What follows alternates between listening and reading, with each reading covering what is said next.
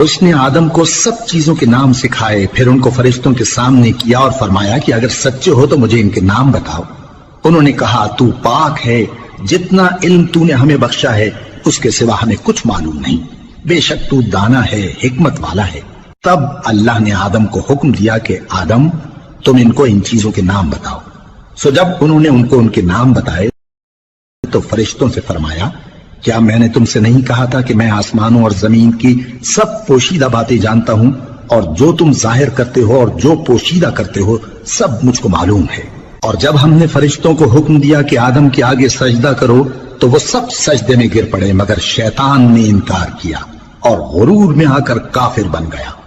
اور ہم نے کہا کہ اے آدم تم اور تمہاری بیوی بہشت میں رہو اور جہاں سے چاہو بے روک ٹوک کھاؤ پیو، لیکن اس درخت کے پاس نہ جانا، نہیں تو ظالموں میں ہو جاؤ گے۔